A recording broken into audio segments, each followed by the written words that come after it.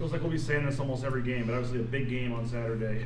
Yeah. What we talked a lot about this league, but an opportunity for a quad one game to be at home. I mean, just what are your thoughts on the magnitude of Saturday's game? Well, not to be the cliche coach, but all these are just about 1-0, and yeah, it's a great opportunity because of what Utah State's done up to this point.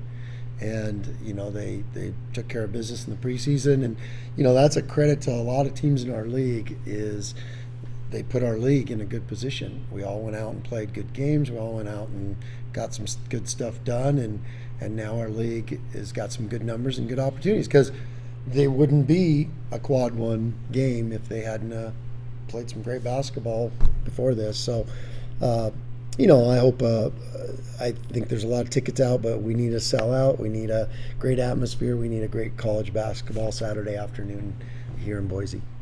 What do you think a game with the Mountain West top offense is going to look like against the Mountain West best defense? I don't know. That's an interesting one. I don't know if we're the Mountain West best defense. There's a lot of there's a lot of things to come still. I mean, when you think about this league, you think about some really good defensive teams, and some of the teams that maybe weren't as good defensively last year are really good now, and so that's yet to. But we are a good defensive team. We have to be great against them. What has made Utah State take such a big jump this year? Why are they so good? I always think. I mean, we've played Nevada, so I have a good feel for. Got a good feel for them after seeing them up close and personal. I think it's your team is based on how well they play together, and this is a team in Utah State that plays so well together. You look at Nevada last year; they were one of the most talented teams in the league, and they just didn't have the chemistry that they have this year, and that's why they've made a big jump. Well, I think not that Utah State had bad chemistry last year. I don't know. Wasn't inside of it, but when you watch these guys play, that they just play really, really well together, and they're making each other better, and that's what's making them click. When you see a team that has notable chemistry, what is it? Is it a player that stands out, like a guy that is there a glue guy? Is there anything like that you notice when you notice a team with good chemistry? I think the thing you always do notice, it's amazing how just one guy and it might not be a selfish thing. It might just that they don't have feel. If you throw one guy in there that can really disrupt the apple cart, and we saw that last year in the jump we made with our chemistry by just maybe little changes here and there, and so they don't have one guy that makes things like grind to a halt, or it doesn't work, or the ball goes the wrong spot, or there's an agenda, or anything like that. And that's when you see a team with really good chemistry, all five are clicking that way. What are going to be the keys to limiting them from beyond the arc? I think they're one of the best 3-point shooters. Yeah, they are the best. Yeah. Oh, they got great shooters, and like you said, I think you said it right. You're not going to stop them. No. They're going to get some up, and boy, when you just can't. We're not beating them in a game of horse. They're beating anyone in the country in horse. Well, somehow we can't let them just play horse. So what do they do? I mean, looking at their numbers, they're shooting in the 40s as a team from three, which is impressive. I was actually more impressed that they make an average of 9, which can be 11 points a game. So not only are they making high percentage, they're shooting a high volume. So what do they do to get so many threes that obviously must be good looks? Well, you can't do that. You can't get that many good looks with set plays. With you can dictate it a little bit that way. You have to get them with system and chemistry and ball movement and the way they're doing. That's how they're doing it. And they get you chasing, they get you in closeouts, they get you in rotations, and then it becomes a nightmare for a lot of teams. As a guy that's been an offensive coach, and you've had teams that have shot a lot of threes, can you appreciate their what they're doing. Oh yeah, yeah, absolutely. We've had teams like that, no doubt about it, and it's a fun way to play. And it's and we have our moments with this team where we're like that. I don't know if we're like that for 40 minutes every game because we play different combinations and different strengths, different weaknesses, that kind of stuff. So, but yeah, they're playing great offense, and great offense is really fun to watch, unless you're sitting on the other bench. Speaking of benches, they have one of the top 10 in the country in scoring. Yeah. So how important is it then to have your bench perform tomorrow? Well, they've got starters on the bench, no doubt about it. I mean, those guys are, yeah, he's, and not just him. I mean, they've got starters coming off the bench, and Mountain West high-level starters. And so that, but yeah, we got to have a A game from a lot of guys, not just, hey, this guy played good and we found a way, I mean, San Diego had a guy score 43 on them and lost. So one guy's not going to get it done, and one guy's not going to go out and get 40 and get it done. You only have so much time in a day, but you've obviously developed It's a great statement. I'm going to right? carve a wall plaque and Jay Tuss said. Oh, but like as much as the question. With a guy like Sada, though. Oh, there's more. There's Sorry. more. Yeah. With a guy like Sada, though, I mean, how's his development coming? He hasn't gotten a ton of minutes recently, Yeah. but there's only so much time in the day to develop guys during the season. So Yeah. how- Oh, it's always a priority and to develop guys. But my job as a coach is accomplish the mission first. I mean, I can't not accomplish the mission and have that be the priority. Now, the preseason, you have a little more, I don't want to say leeway, because you're trying to win every game in the preseason too. But there's just no leeway. I got one job right now. Help these guys accomplish the mission, whatever's best I can do. Now, he's coming off an injury and hasn't had a ton of reps at practice, and that's a big factor.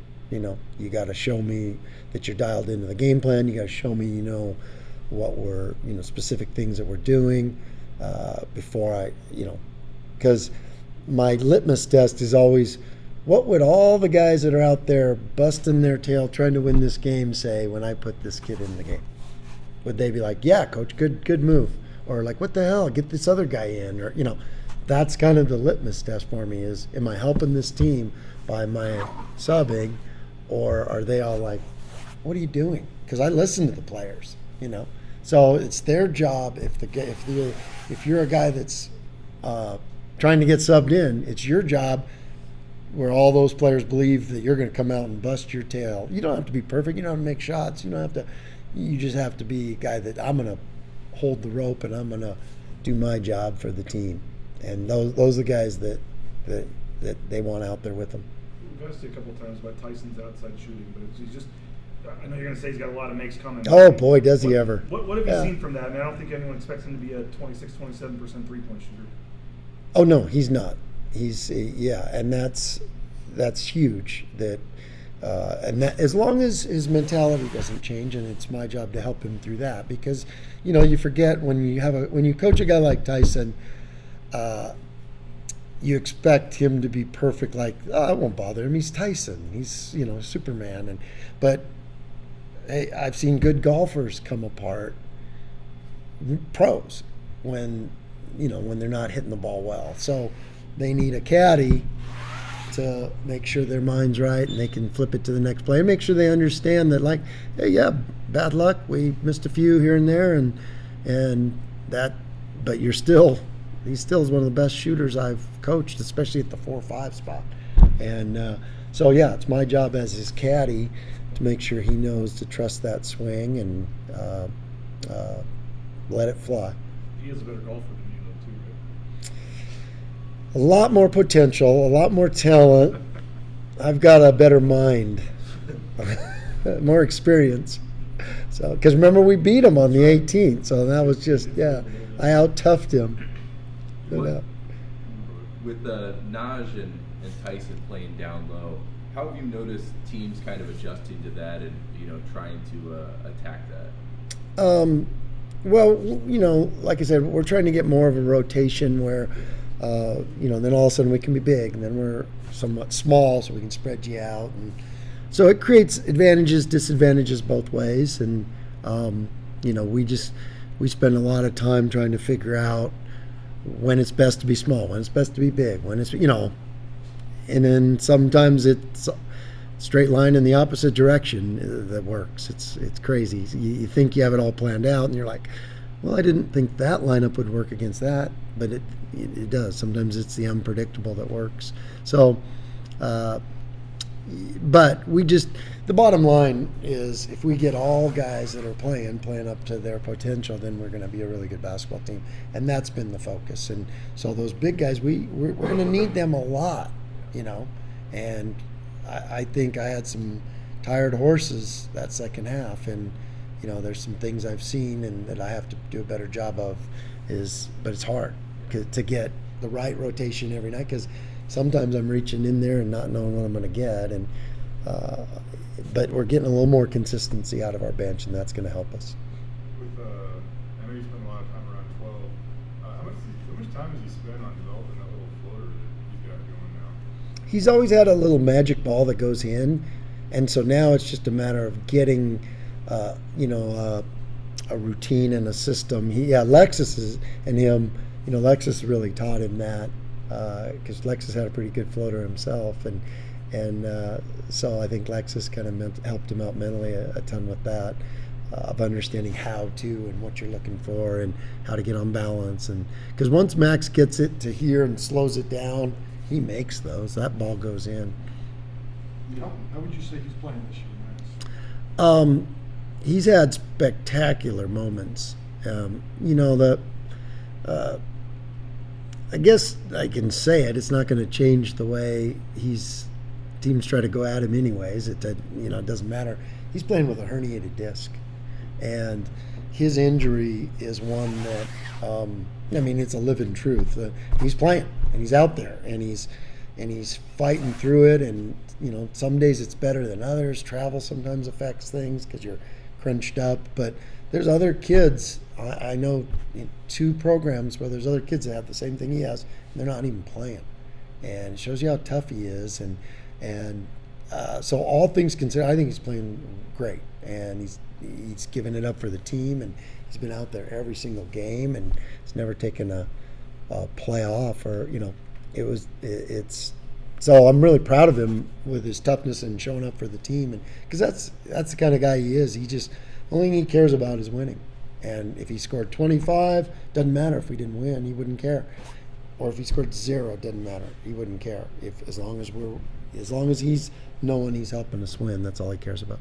Do you, as a coach, do you push him to be a better player as a father based on the medical thing you just said? Do you cringe a little bit? Do you play that game in your mind a little bit?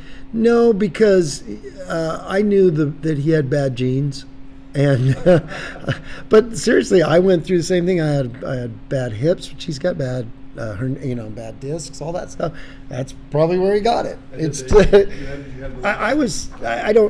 I don't think I was ever diagnosed at that age, but when I look back, they asked me like, well, when did this start for you? And I said, 1984. So it's there's genetics involved there, no doubt. And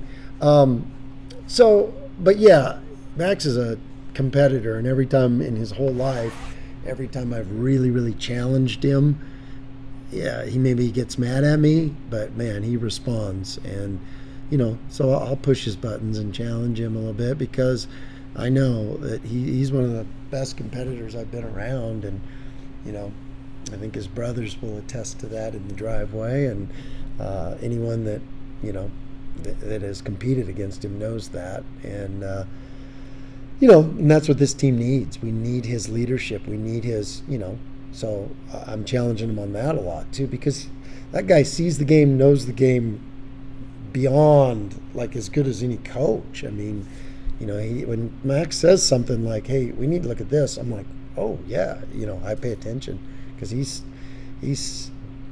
watched this league forever. He's watched this program forever. He's it's like a 15-year veteran on your team. Yeah, obviously the Shaver shot, San Jose was the highlight, but What else went right in those last 3 minutes? Well, Buzo made some big plays that maybe, when I came in here, I didn't realize, because it's all just going crazy. And but he made a big shot at the free throw line. But he made a deflection on that last drive. When we had a switch, and he made an effort play and got his hand on the ball, and that's how we got the turnover. I mean, that was a heck of a play, and I don't think we gave him credit for that after the game, right after the game, but that was a heck of a play. And it was just an effort play. Those effort plays, like I'm sure you've shown to the team and stuff like that. How does that translate, going through the conference? Yeah, and that's what made, when you looked at how good we were defensively last year, we were in the right spots, but we would go second, third, fourth efforts with every single player that was out on the floor last year. That's how we won the championship. It really is. And those guys got so good at that you remember in the championship game, we had shot clock violations on the opponent. In the Wyoming game, we guarded them and guarded them and guarded them at possession by possession, but for 30 seconds every possession. So when we get 5 guys doing that, that's when we're elite defensively. Kind of along those lines, you didn't have him at the end of the Nevada game, but whether it be Tyson or Naj at the end of this last game, Naj had a couple of big buckets. Oh, yeah. Tyson got to the free throw line a couple of times late in that game. Just how big, how much do those plays contribute to winning? Yeah. Everyone does always focus on that last shot, which you got to have a guy that can make a last shot to win games. You really do. And teams, when you look at great seasons and good seasons, and what really separates them is the ability to win those, those super close games that probably be in 16 of them, maybe. Who knows? And if you have the ability to come out on the good side of those, that's going to be who wins the league. So those are huge, but you're right. All those other plays, like Naj had a big 3 and Naj had a big play, and those add up too, no doubt, and those mean something.